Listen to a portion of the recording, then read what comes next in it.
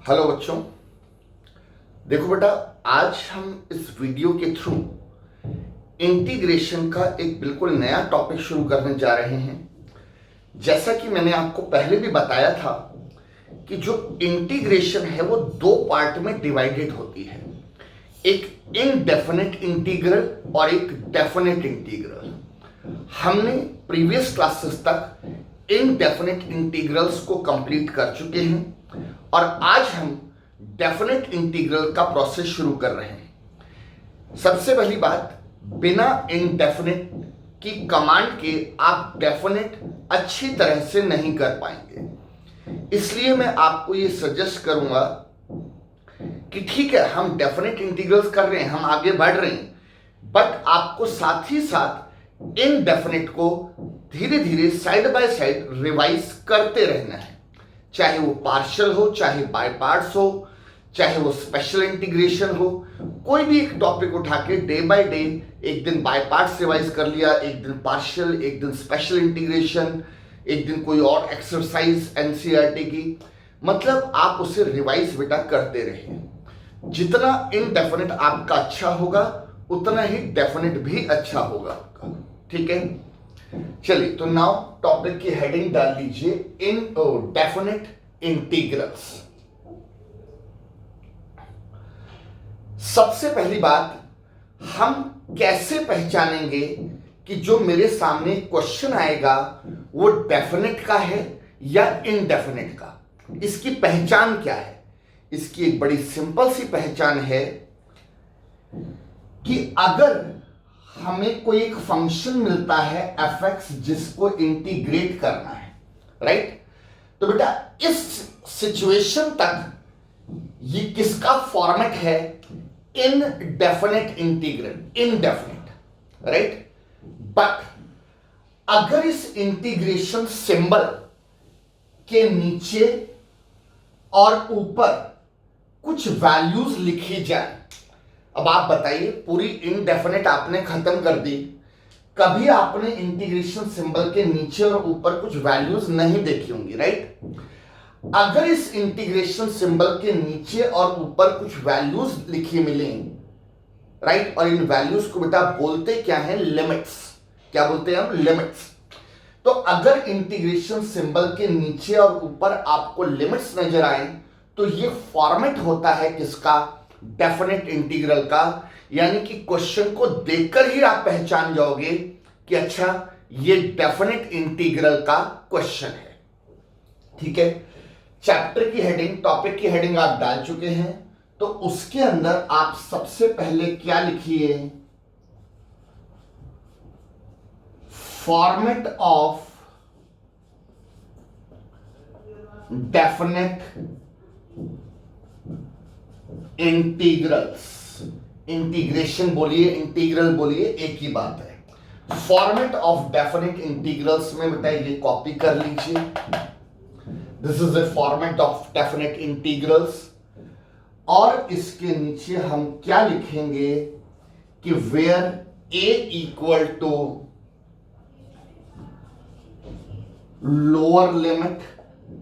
ठीक है बेटा, मैंने बताया था ये दोनों लिमिट्स बोलते हैं इनको। अब क्योंकि ये नीचे है इसलिए इसे क्या बोलेंगे? Lower limit. और b इक्वल टू क्या आएगा? Upper limit. तो a is a lower limit and b is a upper limit. This is the format of definite integrals.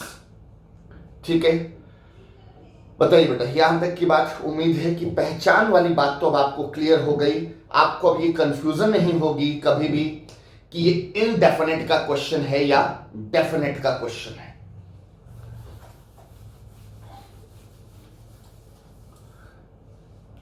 अच्छा, अब आगे सुनिए। किसी भी इनडेफिनेट इंटीग्रल को जनरली वो क्या बोलता है? इंटीग्रेट। ठीक है, जबकि किसी डेफिनेट इंटीग्रल को वो क्या बोलेगा? इवैल्यूएट। वो इवैल्यूएट करने को बोलेगा, उसकी वैल्यू निकालने को बोलेगा, राइट? तो मैं आपको एक थोड़ा बहुत आइडिया दे दूं, एक चीज मतलब आपके माइंड में भी डाल दूं, डिटेल में तो हम बाद में जाएंगे। बेसिकली डेफिनेट इंटीग्रल एरिया से रिलेटेड है, ठीक है।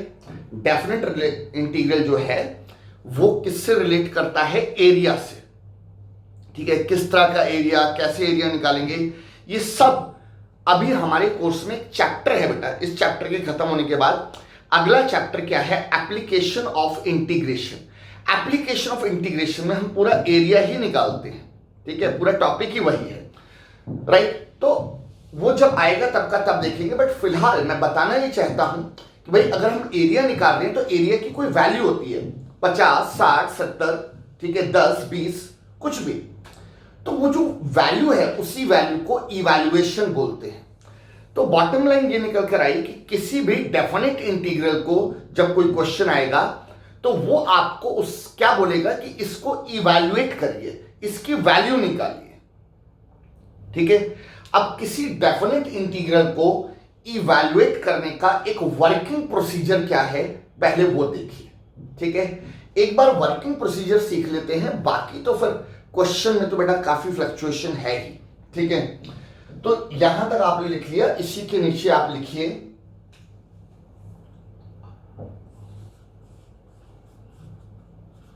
Working steps for evaluation of definite integrals। ये डेफिनेट इंटीग्रल्स है, मैं तो इसी के नीचे लिखवा रहा हूं ना, मेरे पास यहां जगह नहीं, आपने इसके नीचे लिखा हुआ। तो इस डेफिनेट इंटीग्रल को इवैल्यूएट करने के मैं क्या देने जा रहा हूं? वर्किंग स्टेप्स, ठीक है। मैं इसको बेटा आपके पास लिखा हुआ है तो आपको नहीं, मैं अपने लिए इसको एक बारी नीचे लिख लेता हूं, ठीक है। इसको इवैल्यूएट करने के working steps. Number 1, integrate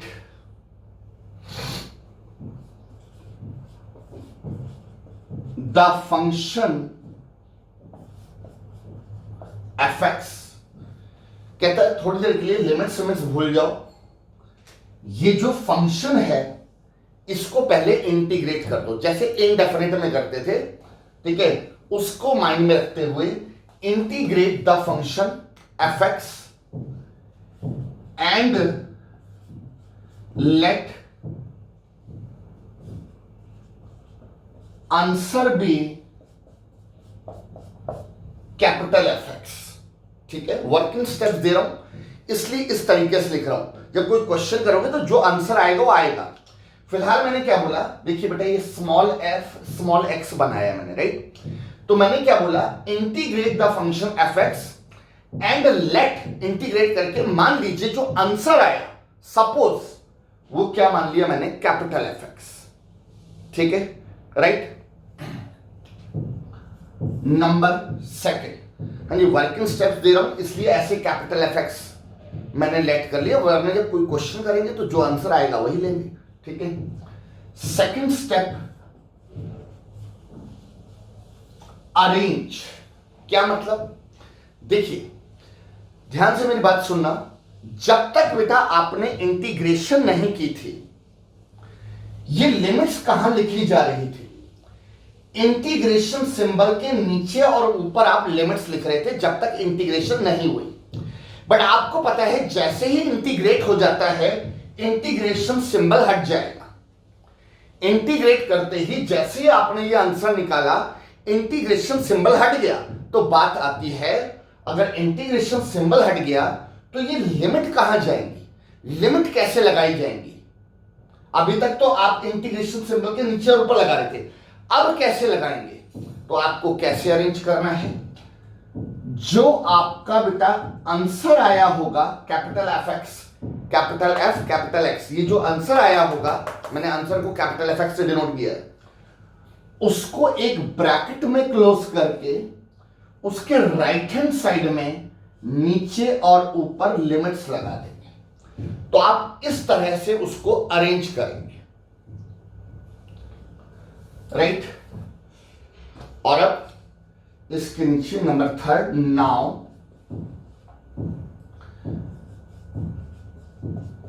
evaluation. अब इवैल्यूएशन क्या होगा? इक्वल टू, ये जो बेटा आंसर आया, इस आंसर में एक बार अपर लिमिट डाल देंगे, माइनस इसी आंसर में लोअर लिमिट डाल देंगे, यानी कि एफ बी माइनस का एफ ए। बेटा आंसर एफ एक्स है, तो एफ बी का मतलब समझ लें कि उस आंसर में जहां जहां एक्स है वहां पे आपने बी डाल दिया, मतलब अपर लिमिट डाल दी, माइनस एफ ए का मतलब उस आंसर में जहां जहां एक्स है वहां पे आपने ए डाल दिया, राइट। जो आंसर आया उसमें अपर लिमिट माइनस लोअर लिमिट करने के बाद इवैल्यूएशन आ जाएगा। तो ये एक वर्किंग प्रोसीजर है किसी भी डेफिनेट इंटीग्रल को इवैल्यूएट करने का, ठीक है।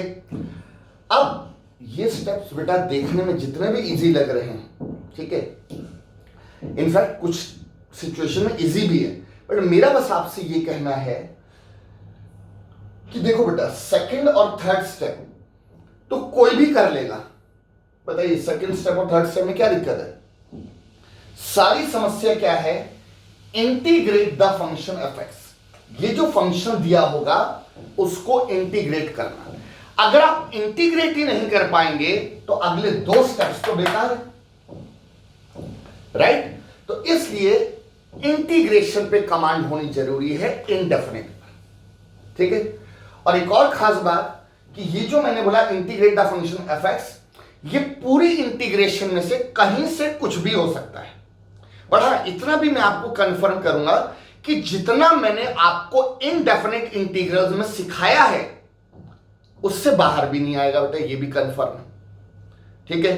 बट हाँ, जितना सिखाया उसमें से कहीं से भी, मींस पार्शियल फ्रैक्शन में से क्वेश्चन हो सकता है, बाय पार्ट्स का क्वेश्चन हो सकता है, स्पेशल इंटीग्रेशन कि मैंने आपको 13 टाइप्स करवाई हैं उसमें से कहीं से भी हो सकता है, राइट। स्पेशल इंटीग्रेशन वगैरह शुरू करने से पहले काफी कुछ करवाया है मैंने, राइट। एक सेक्शन है अगर आपको याद हो जो ना पार्शियल का है, ना बाय पार्ट्स का है, ना सब्स्टिट्यूशन का है, ठीक है, राइट। वहां से क्वेश्चन हो सकता है। तो कहने का मतलब यह है कि पूरी इनडेफिनेट में कहीं से कुछ भी अचानक से सामने चीज आ सकती है, राइट। अब डेफिनेट में इसीलिए थोड़ी सी प्रॉब्लम है, थोड़ी सी, कि पूरी इंटीग्रेशन में से कहीं से भी अचानक से क्वेश्चन सामने आ जाएगा। नॉर्मली अभी तक जब आप इनडेफिनेट बेटा कर रहे थे तो उसमें क्या था, जब हमारा बाय पार्ट्स चल रहा था क्लास में, आपको पता है कि भाई इस क्लास में बाय पार्ट्स चल रहा है, तो हमारा एक माइंड मेकअप था कि अच्छा ये क्वेश्चन बाय पार्ट्स का है। जब पार्शियल चल रहा था तो हमारा एक माइंड मेकअप है, हम सोचना नहीं होता था कि ये क्वेश्चन किस टॉपिक में से क्वेश्चन, पता है कि आज पार्शियल चल रहा है तो जो क्वेश्चन आएगा उसको पार्शियल का ही ट्रीट करके चलोगे आप। स्पेशल के केस में स्पेशल इंटीग्रेशन, जब सब्स्टिट्यूशन की तो सब्स्टिट्यूशन, राइट। टॉपिक का पहले से पता होगा, बट जब आप डेफिनेट करोगे उसमें बेटा टॉपिक का पहले से पता नहीं होगा। वो क्वेश्चन अचानक से आपके सामने पार्शियल का हो सकता है, आप अगला क्वेश्चन करोगे अचानक से बाय पार्ट्स पहुंच गए, उससे अगला करोगे अचानक से स्पेशल, उससे अगला सब्स्टिट्यूशन। मींस इनडेफिनेट पर आपकी अच्छी कमांड बहुत जरूरी है, ठीक है। करेंगे प्रैक्टिस, बट मैं साथ साथ यही बोलूंगा इनडेफिनेट पे अपना पूरा पूरा फोकस करिए, ठीक है।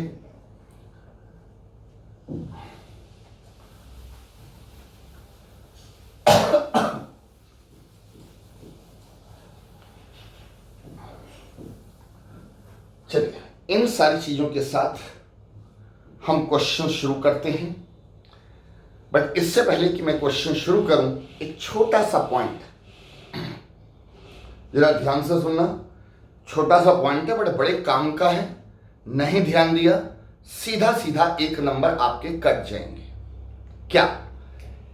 डेफिनेट इंटीग्रल्स में, ध्यान से सुनना, डेफिनेट इंटीग्रल्स में आफ्टर इंटीग्रेशन कांस्टेंट ऐड नहीं करते। पूरी इंडेफिनिट में आपकी क्या आदत है, आंसर आते ही एंड में प्लस सी लगाते थे। छोटे से छोटा, बड़े से बड़ा, कुछ भी क्वेश्चन आया, partial, by part, substitution, special integration, कहीं से भी क्वेश्चन आया, प्लस सी लगा दिया, राइट। डेफिनेट इंटीग्रल में प्लस सी नहीं लगाते, ठीक है, राइट। तो इस बात की आदत डाल लो। बॉटम लाइन ये बोलूंगा, इनडेफिनेट में सी ना लगाने के नंबर कटते हैं, डेफिनेट में सी लगाने के नंबर कटते हैं, राइट। डेफिनेट है ना, जब सी ऐड कर देते हैं तो वो इनडेफिनेट हो जाता है। क्यों इनडेफिनेट है, पता नहीं जी सी की क्या वैल्यू है, राइट। बट जब डेफिनेट है तो उसकी एक फिक्स वैल्यू होती है, वो सी पर डिपेंड नहीं करता। तो अगर आपके सी लगाते हैं वो फिर डेफिनेट नहीं रहता, वो इनडेफिनेट हो जाता है, क्योंकि सी तो अनसर्टेन है ना, ठीक है। इसलिए डेफिनेट इंटीग्रल में प्लस सी आप ऐड नहीं करेंगे, ठीक है, इसको ध्यान रखिएगा, राइट। तो चलिए बेटा क्वेश्चंस शुरू करते हैं।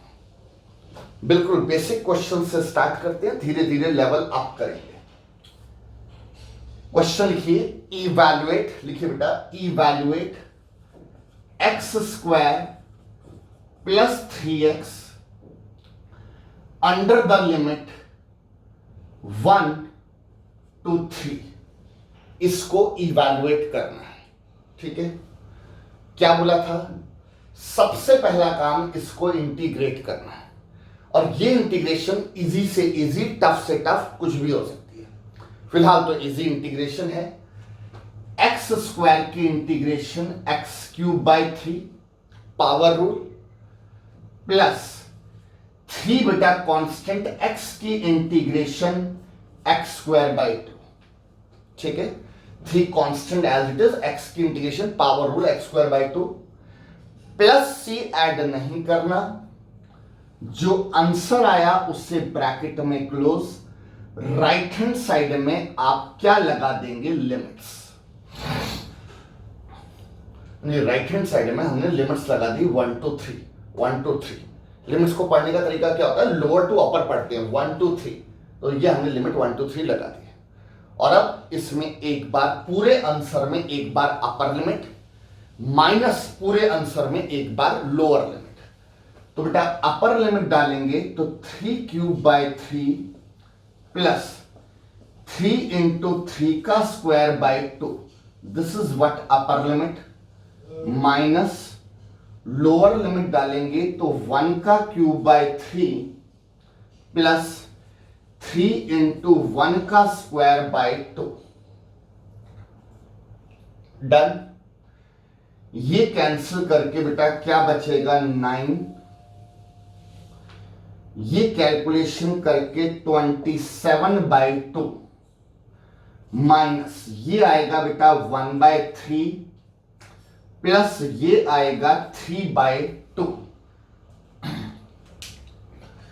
राइट।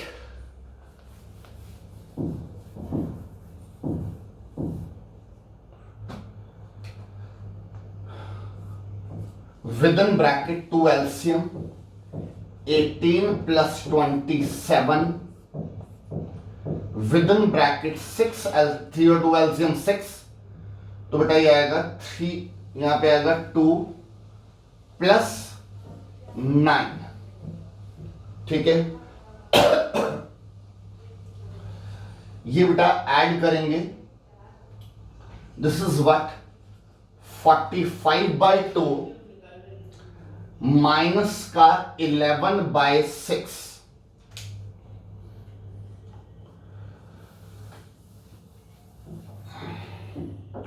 राइट। 6 एलसीएम 2 3 जा मल्टीप्लाई करेंगे, 3 5 जा 15 का 1 12 और 1 13 माइनस का 11 124 बाय 6 एंड 2 से कैंसिल करेंगे तो 62 बाय 3, 2 से कैंसिल किया और ये जो 62 बाय 3 आया, this is what evaluation.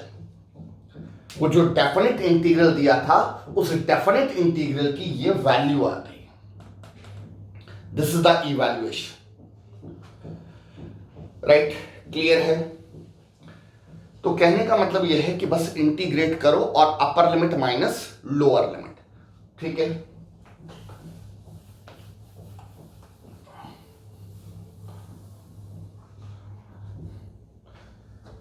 But main बात, इंटीग्रेशन कहीं से भी उसके लिए तैयार रहना, ठीक है। Next question, evaluate x upon में x plus 1 into x plus 2 limit 1 to 2। अब आप ध्यान दो बेटा, इस क्वेश्चन को देखते ही लिमिट को थोड़ी देर के लिए भूल जाओ, इसको देखते ही आपके माइंड में क्या स्ट्राइक करना चाहिए, पार्शियल फ्रैक्शन। डिनोमिनेटर में बेटा दो लीनियर फैक्टर, अभी अभी आपने पार्शियल फ्रैक्शन थोड़ा टाइम पहले ही खत्म किया है, ज्यादा पुराना नहीं है, ठीक है। अब आप देखिए डिनोमिनेटर में दो लीनियर फैक्टर आते ही पार्शियल स्ट्राइक करता है, ठीक है। तो पार्शियल को माइंड में रखते हुए लेट x अपॉन में x plus 1 into x plus 2 equal to a upon में x plus 1 plus b by x plus 2। Partial fraction का ब्रेकअप 1। डिनोमिनेटर में दो लीनियर फैक्टर और न्यूमरेटर से क्लियरेंस मिल रही है। न्यूमरेटर से क्लियरेंस का मतलब होता है न्यूमरेटर की डिग्री डिनोमिनेटर की डिग्री से कम होनी चाहिए, जो है। अब तक तो आपने पार्शियल इतना कर लिया है कि उसके बाद अब आपको दिक्कत नहीं होगी पहचानने में। अब a और b की वैल्यू निकालने के लिए राइट हैंड साइड में एलसीएम लेते हैं, एलसीएम लेके वो डिनोमिनेटर्स कैंसिल हो जाएंगे। So x equal to a into में x plus 2 plus b into x plus 1। Right, LCM लेने के बाद डिनोमिनेटर्स कैंसिल। अब आपको पता है a और b की वैल्यू निकालने के लिए एक मेथड होता है कोएफिशिएंट कंपेयर और एक होता है रफ मेथड, ठीक है। आप किसी से भी कर लेना, मेरा सजेशन होगा वेटेज देख लेना। एक या दो नंबर का क्वेश्चन है, रफ मेथड से करना वो लंबा पड़ जाएगा आपके लिए अगर आप कोएफिशिएंट कंपेयर से करेंगे। हाँ, 4 नंबर का है, आप कोएफिशिएंट कंपेयर से कर लीजिएगा, ठीक है। फिलहाल अगर मैं इसको थोड़ा रफ मेथड से करूं तो अगर मैं इसमें x की जगह बेटा -2 पुट कर दूं, ये सारी बातें मैंने सिखाई थी रफ में क्यों करते हैं। पार्शियल फ्रैक्शन देखिए सब समझ आएगा। तो बेटा ये वाला पार्ट 0 हो जाएगा, लेफ्ट हैंड साइड में -2, यहां -2 पुट करते ही 0 और बेटा यहां -2 पुट करते ही -1। सो b की वैल्यू 2 आ गई, राइट। और ऐसे ही x प्लस 1 को मायने में रखते हुए x equals to -1, left hand side में x को -1 डाल दिया, राइट हैंड साइड में x को -1 डालते ही 1 हो गया, जबकि ये 0 हो गया। और यहां से a की वैल्यू -1 आ गई।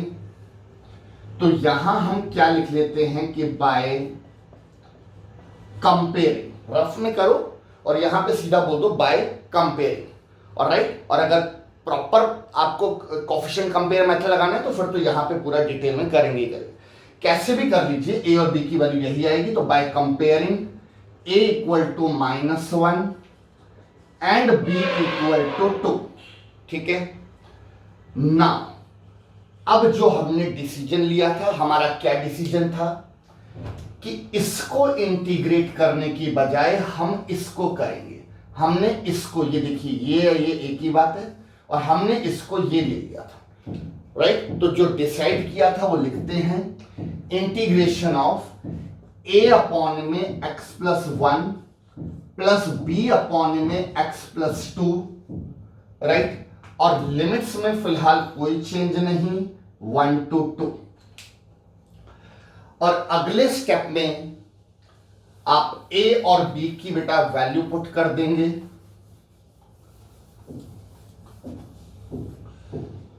राइट, तो a की वैल्यू -1, -1 अपॉन में x प्लस 1 प्लस b की वैल्यू बेटा 2 अपॉन में x प्लस 2, लिमिट 1 to 2।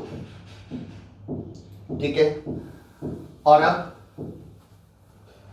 इनकी इंटीग्रेशन, इसकी और इसकी बेटा, पहली बात तो इसमें माइनस का 1 कांस्टेंट बाहर, इनफैक्ट सिर्फ माइनस को बाहर ले जाओ आप, 1 लगाने की भी जरूरत नहीं होती है।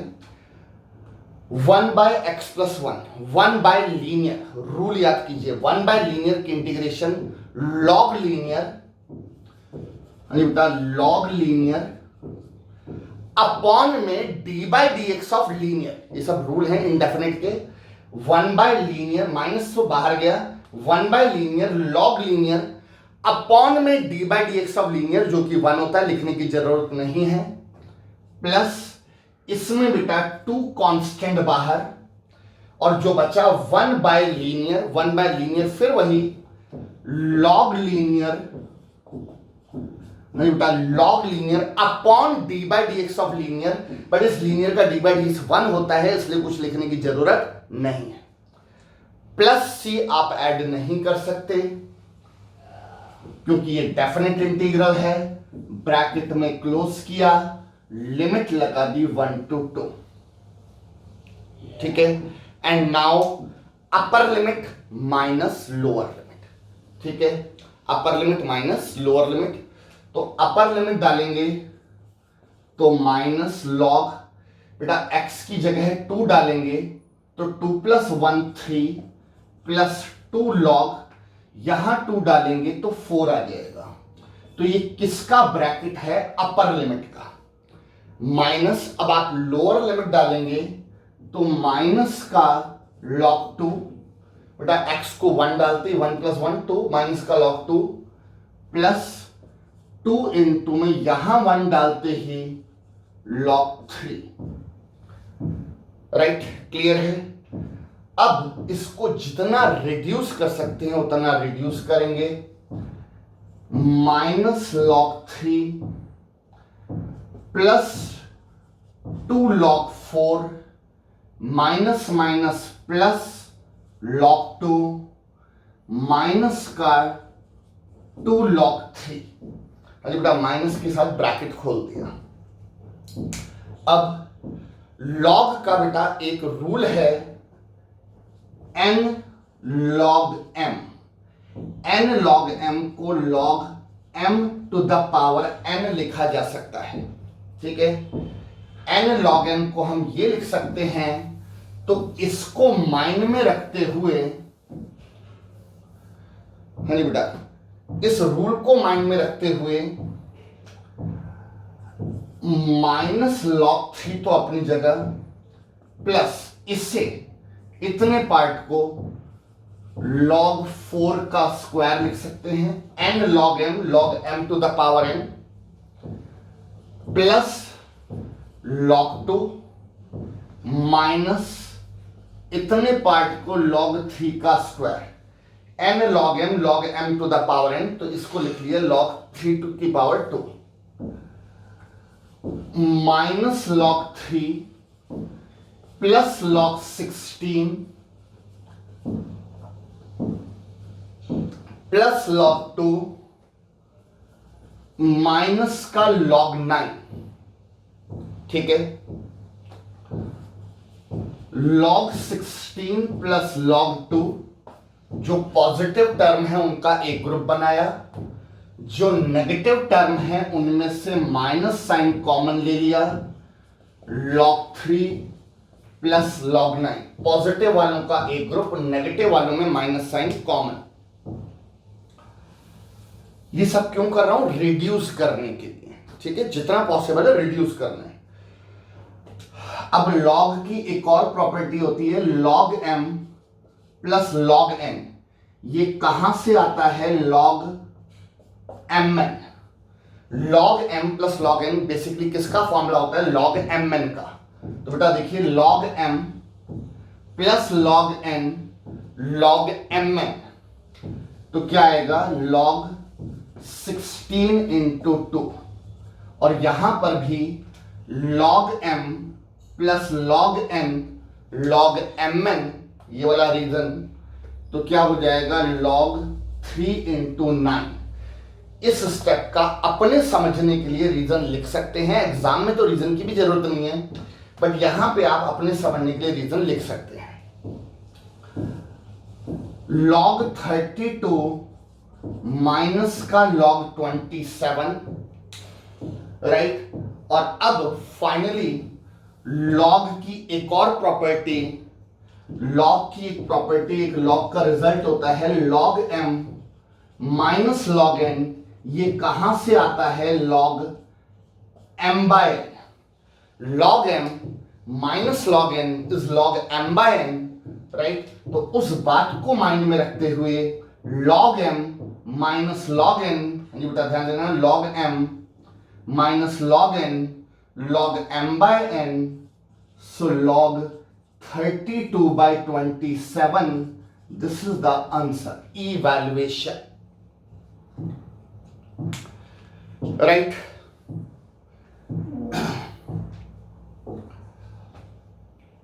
ये लॉग की बेटा बेसिक कैलकुलेशन है, इसको करने की आदत डालिए, ठीक है। इस वाले स्टेप का ये रहा reason. Done.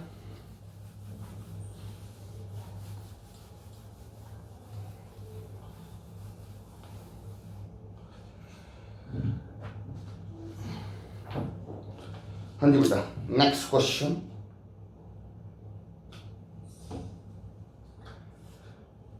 Evaluate x into e to the power x plus sin pi x by 4 limit 0 to 1।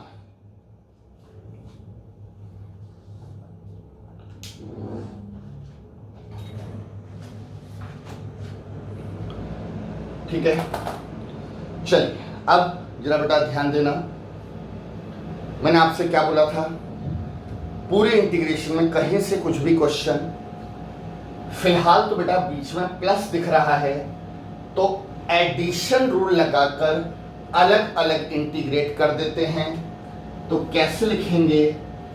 x into e to the power x limit 0 to 1 की अलग इंटीग्रेशन, plus limit 0 to 1 sine pi x by 4 की अलग integration. Addition rule से बेटा हमने इसको अलग और इसको अलग इंटीग्रेट कर दिया, ठीक है। कौन सा रूल लगाया? एडिशन। अब जब इसकी बारी आएगी तो ध्यान दीजिए, x क्या है? अलजेब्रा। e की पावर x क्या है? एक्सपोनेंशियल। अलजेब्रा और एक्सपोनेंशियल मल्टीप्लाई हो रहा है, वैसे ही समझ आ रहा है बाय पार्ट्स, ठीक है। तो इतना हिस्सा तो बेटा बाय पार्ट्स लगाना पड़ेगा और इसकी अलग इंटीग्रेशन करेंगे, देखते हैं अभी। तो पहले इतने हिस्से में बाय पार्ट्स, जब इसमें बेटा बाय पार्ट्स लगाएंगे तो आइलेट रूल, अभी रिसेंटली अभी हमने बाय पार्ट्स खत्म किया है। आइलेट रूल क्या बोलता है कि आइलेट में अलजेब्रा पहले आता, आइलेट रूल में अलजेब्रा बेटा पहले आएगा, ठीक है, और एक्सपोनेंशियल बाद में आता है, एक्सपोनेंशियल बाद में आता है। तो आइलेट रूल को माइंड में रखते हुए हम अलजेब्रा को फर्स्ट और एक्सपोनेंशियल को हम सेकंड फंक्शन बनाएंगे, ठीक है, राइट। यानी कि जैसा लिखा हुआ है ठीक लिखा हुआ है। बाय पार्ट्स लगाना शुरू करते हैं। First function as it is copy, second का इंटीग्रल e की पावर x माइनस इंटीग्रेट करना है differentiation of first, differentiation of first बेटा, फर्स्ट की डिफरेंशिएशन 1, x की डिफरेंशिएशन x के रिस्पेक्ट में 1, सेकंड के integration e to the power x, bracket close, limit 0 to 1। ठीक है। हाँ जी बेटा, लिमिट 0 to 1 अपनी जगह लगा दी है, विद इन ब्रैकेट मैंने बाईपास लगाया, first function as it is, second का इंटीग्रल माइनस इंटीग्रेशन करनी है डिफरेंशिएशन ऑफ फर्स्ट एक्स की डिफरेंशिएशन 1, सेकंड की इंटीग्रेशन e की पावर x से, लिमिट तो अपनी जगह है, प्लस इसकी इंटीग्रेशन। देखो बेटा, आप शायद डायरेक्ट इसकी इंटीग्रेशन आपको बताने में थोड़ी कंफ्यूजन हो, बट है बहुत इजी, बट शायद आपको क्लिक ना करे, स्ट्राइक ना करे। बट अगर मैं इसकी बजाय आपसे साइन 3x की इंटीग्रेशन मांगता हूं, ध्यान से सुनना, अगर इसकी बजाय साइन 3x की इंटीग्रेशन अगर आपसे मांगी जाए तो आप आई होप आराम से बता देंगे साइन 3x की integration minus cos 3x by 3 plus C. Sine की इंटीग्रेशन पहली बात तो माइनस कॉस x होता है, फिर याद कीजिए ट्रायल एंड एरर रूल क्या बोलता है, एंगल की डिफरेंशिएशन से डिवाइड हो जाता है, याद आया ट्रायल एंड एरर रूल। तो बिल्कुल वैसे ही मेरा ये कहना है कि जिस तरह से बेटा इसका एंगल में 3x है, इसका एंगल देख लो ये है, ठीक है। तो ये देखिए बिल्कुल सेम है, बस 3x की बजाय एंगल ये आ गया। तो अब इसकी इंटीग्रेशन क्या होगी जरा ध्यान दीजिए, साइन की क्या होती है minus cos pi x by 4, ये minus cos pi x by 4 by pi by 4, by pi by 4। क्यों बाय पाई बाय 4 कैसे आ गया, एंगल की डिफरेंशिएशन से डिवाइड कर दिया। जैसे वहां पर एंगल की डिफरेंशिएशन से डिवाइड किया, यहां पर भी एंगल की डिफरेंशिएशन से डिवाइड कर दिया, ठीक है। इसको देख लीजिए और इसको देख लीजिए, बिल्कुल सेम चीज है, ब्रैकेट में क्लोज, लिमिट 0 to 1, ठीक है।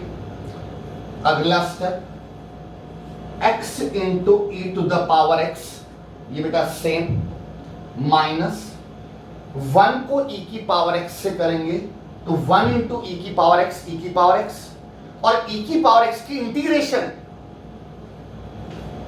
e की पावर x, लिमिट 0 to 1। हाँ जी बेटा, 1 इंटू ई की पावर x, e की पावर x, और e की पावर x की इंटीग्रेशन सेम e की पावर x। यहां जरा देखिए क्या होगा, पहली बात तो जो पाई बाय 4 है कांस्टेंट के बाहर आएगा, और ये जो माइनस साइन है ये भी बाहर आएगा, कांस्टेंट को बाहर निकाल लेते हैं। तो माइनस बाहर आने से ये बीच में माइनस आ गया, पाई बाय 4 बाहर आने से जब उसका रेसिप्रोकल होगा तो 4 by pi, with in bracket cos pi x by 4, limit 0 to 1।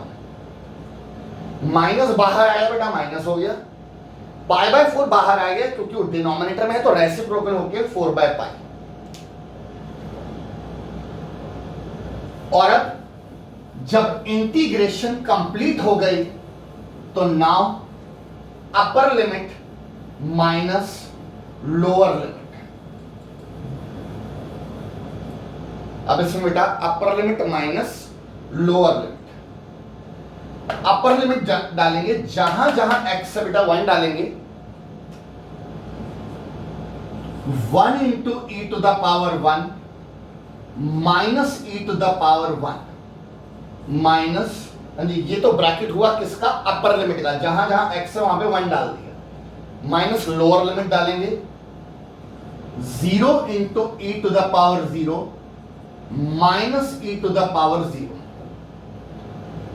Upper limit का ब्रैकेट माइनस लोअर लिमिट, जहां जहां x था वहां पे 0 डाल दिया, माइनस 4 बाय पाई बाहर। इसमें भी बेटा अपर लिमिट डालेंगे, x की जगह 1 डालेंगे तो cos pi by 4, upper limit की जगह x की जगह बेटा 1 डाल दिया, माइनस लोअर लिमिट 0 डालेंगे x की जगह तो माइनस का कॉस 0, x को 0 डालते ही ये पूरी टर्म 0 हो गई, तो cos 0 आ गया। ठीक है, now e to the power 1, बेटा e 1 से मल्टीप्लाई करेंगे e, ये भी e की पावर 1 e, और e माइनस e 0, माइनस बेटा ये वाला ब्रैकेट तो 0 हो गया, e टू द पावर 0 वैसे तो 1 होता है, एनीथिंग रेज़ टू पावर 0 1 होता है, बट जब वो 0 से मल्टीप्लाई होगा तो 0 माइनस ये e to the power 0 1। Maths का रूल याद रखिए, anything raise to the power 0 हमेशा 1 होता है, तो e टू द पावर 0 बेटा 1 हो गया, माइनस का 4/पाई with in bracket cos π/4, π/4 is 45, cos 45 1/√2, cos 0 1, cos 0 की वैल्यू 1, ये माइनस और माइनस बेटा यहां पे प्लस का 1 हो गया, माइनस का 4/पाई with in bracket 1/√2 minus 1,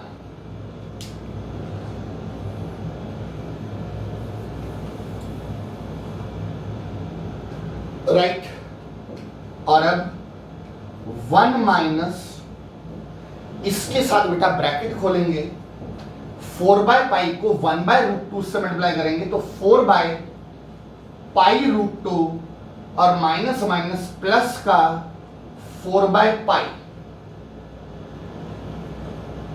right. 1 minus √2 से 4 को काटेंगे तो 2√2/पाई प्लस 4/पाई, यानी 4 का मतलब समझ रहे हैं 2 इंटू 2, तो एक 2 को जब √2 से काटा तो √2 बचा और एक 2 तो वैसे ही। आप अपना आंसर यहां छोड़ दो, कोई दिक्कत नहीं है, इवैल्यूएशन है, और अगर थोड़ा बहुत चाहें तो एलसीएम ले सकते हैं, तो एलसीएम लेंगे तो पाई एलसीएम, तो पाई माइनस का 2√2 प्लस का 4, ये आंसर दे सकते हैं, ये आंसर कैसे भी छोड़ दीजिए, इसकी ज्यादा दिक्कत नहीं। बट मेन बात क्या नोटिस की, पिछला क्वेश्चन पार्शियल का, अचानक से इसमें बाय पार्ट्स भी आ गया, यानी कि पूरी इंडेफिनिट में से कहीं से किसी भी चीज की नॉलेज की जरूरत पड़ सकती है। ठीक है,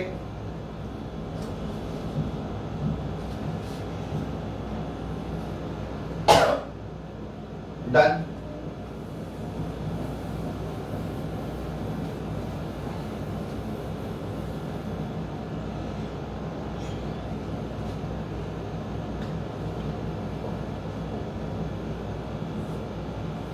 लिमिट 0 से π/4 dx upon 4 plus 9x square,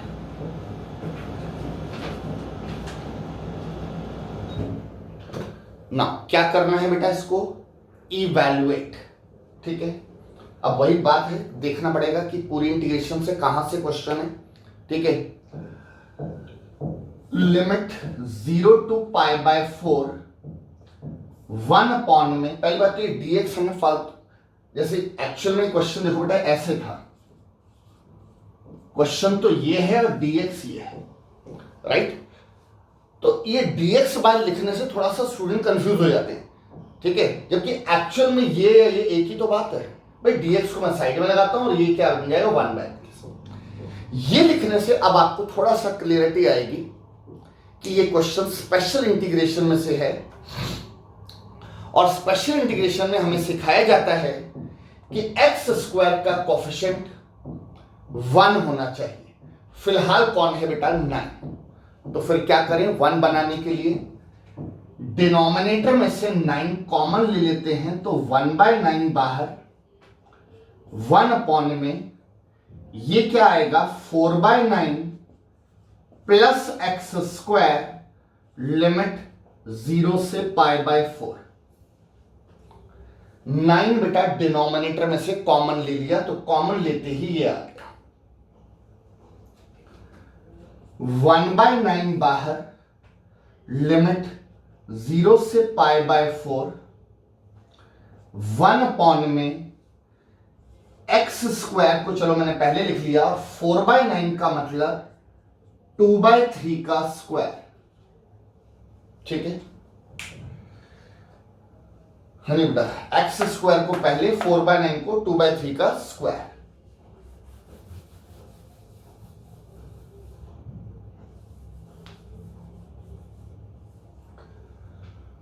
और अब अगर इसको अगर आप ध्यान से देखें तो स्पेशल इंटीग्रेशन का एक फॉर्मूला 1/x² प्लस a² की integration 1/a tan inverse x/a plus c। हाँ जी बेटा, ये फॉर्मूला एज ए एक्स तो x है, एज ए कौन है 2/3। ठीक है, स्पेशल इंटीग्रेशन का फॉर्मूला 1/a, तो बेटा 1/a एज ए कौन है 2/3 tan इनवर्स x/a, a कौन 2/3, ब्रैकेट में क्लोज, प्लस सी तो आता नहीं है इसमें, लिमिट 0 से π/4, और ये जो 1/9 बाहर था ये तो बेटा बाहर का बाहर ही रहेगा। तो 1/9 बाहर का बाहर, इतने हिस्से में हमने ये स्पेशल इंटीग्रेशन का फॉर्मूला लगा दिया 1/a tan इनवर्स x/a। और अब 1/9 बाहर पहले से है, 1/2/3 ये भी कांस्टेंट बाहर जाएगा, और क्योंकि 1 में है तो बाहर जाकर 3/2, 2/3 था बाहर जाके 3/2, ये भी tan इनवर्स x/this। बेटा इसका जब रेसिप्रोकल होगा तो 3x/2, लिमिट 0 से π/4। ये चलो मैं ऐसे ब्रैकेट भी लगा देता हूं, थोड़ा क्लियरिटी आ जाएगी। tan इनवर्स के साथ ये पूरी अटैचमेंट है, तो x पहले से था 2/3 का reciprocal 3/2।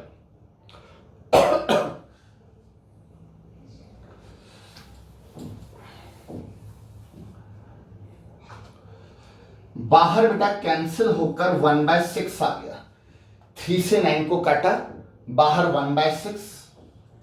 Now with in bracket upper limit डालेंगे तो tan इनवर्स 3/2 इंटू एक्स की जगह है बेटा π/4 डाल दिया। हाँ जी, इसमें मैंने एक बार अपर लिमिट डाल दी, माइनस लोअर लिमिट डालेंगे tan इनवर्स 3/2 इंटू 0। ये जो आंसर आया है इसमें अपर लिमिट माइनस लोअर लिमिट, एक बार x को π/4 डाल दिया और एक बार x को 0 डाल दिया। 1/6 with in bracket tan inverse 3π/8 minus, चलो एक स्टेप बना देता हूं, tan इनवर्स 0। ठीक है, क्योंकि बेटा 0 मल्टीप्लाइड बाय एनीथिंग इज 0।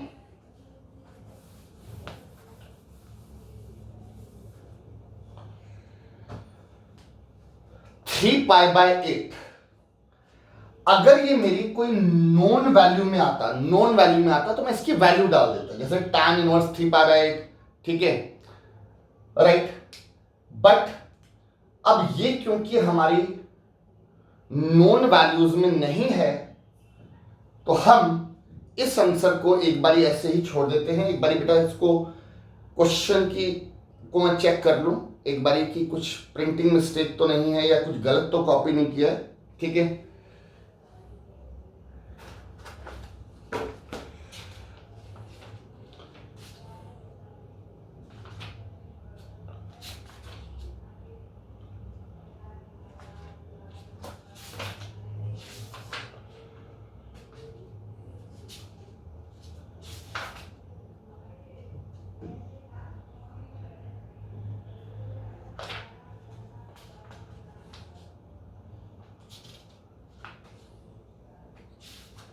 क्योंकि जनरली कुछ नॉन वैल्यू आनी चाहिए।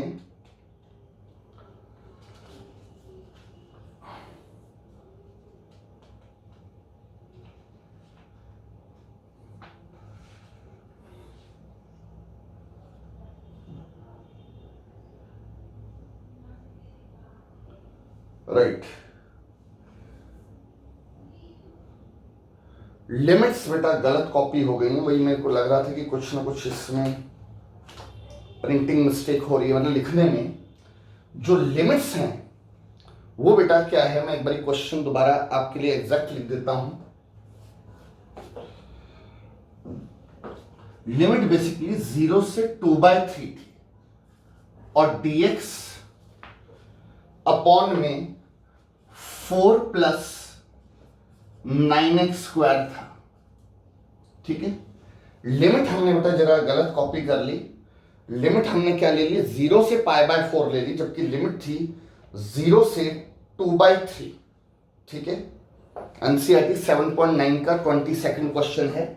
ठीक है, तो खैर अब आपको पता है ज्यादा कैंसिल नहीं करना पड़ेगा, don't worry.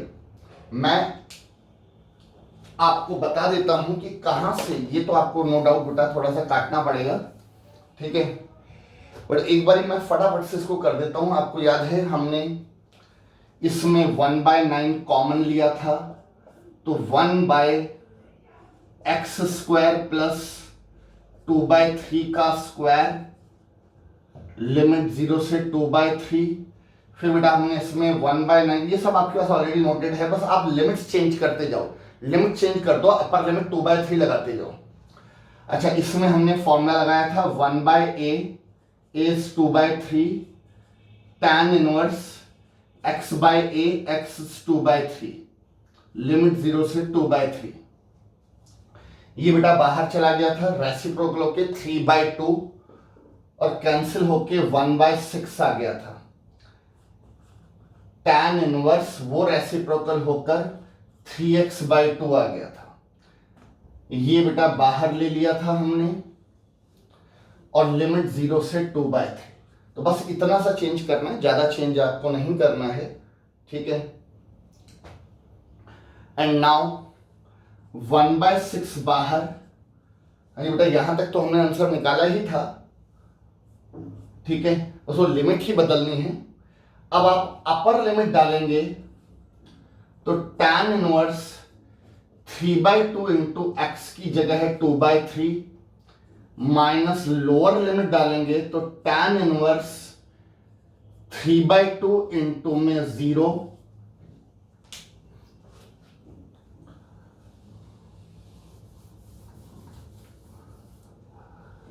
Right.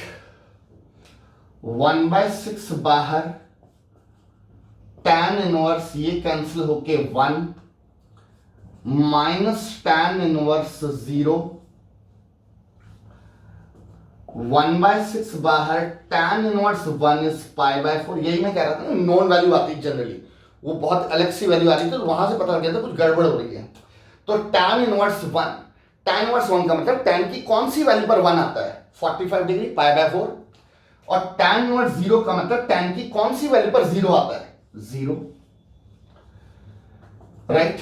And final answer is π/24। This is the evaluation. ठीक है,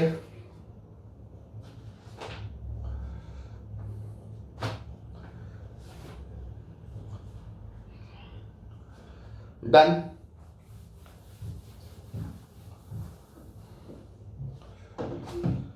नेक्स्ट क्वेश्चन, इवैल्यूएट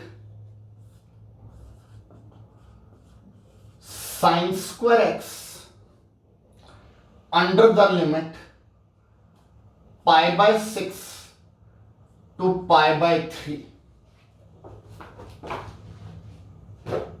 ठीक है, sin² x, अब वही बात है ना, पूरे इंटीग्रेशन में से कहीं से भी कुछ भी। अब देखा जाए तो ये क्वेश्चन ना सब्स्टिट्यूशन का है, ना पार्शियल का, ना बाय पार्ट्स का, बट उससे पहले का सेक्शन है जिसमें तीनों में से कोई मेथड नहीं लगता, ना सब्स्टिट्यूशन, पार्शियल, बाय पार्ट्स में कुछ भी नहीं। बट उससे पहले जो इंटीग्रेशन जो बिल्कुल बिगिनिंग में सीखी थी, वहां से क्वेश्चन है। आप याद कीजिए साइन स्क्वायर एक्स को इंटीग्रेट करने के लिए हम इसको क्या लिख लेते हैं, 1 माइनस कॉस 2x बाई 2।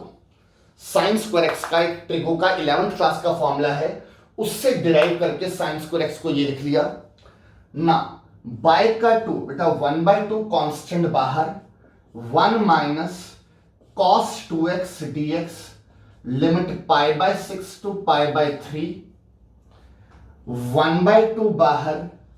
नाउ सब्ट्रैक्शन रूल से अलग अलग इंटीग्रेशन, 1 की इंटीग्रेशन x, बेटा 1 की इंटीग्रेशन x और cos 2x की इंटीग्रेशन sin 2x बाई 2 लिमिट π/6 टू π/3। हाँ जी, 1 प्योर कांस्टेंट की इंटीग्रेशन 1 की x हो गई, और इसमें वही ट्रायल एंड एरर रूल अभी थोड़ी देर पहले डिस्कस भी कर रहा था, cos 2x की पहले sin 2x बाई 2। ठीक है ना, इंटीग्रेशन बेटा हो गई है। अब बस अपर लिमिट माइनस लोअर लिमिट वाला काम करना है। 1/2 बाहर, जहां जहां x है वहां पर अपर लिमिट डालेंगे, तो x की जगह है π/3 माइनस साइन 2 इंटू में x की जगह है π/3 बाई 2 का बाई 2। ये तो ब्रैकेट हुआ अपर लिमिट का। ठीक है, वैसे बेटा इस ब्रैकेट की जरूरत नहीं है, आप इसको सिंपली क्या लिख लीजिए, 2π/3। तो ध्यान देना, इस आंसर में एक बार मैंने अपर लिमिट डाल दी, जहां जहां x था वहां पे π/3 डाल दिया, राइट।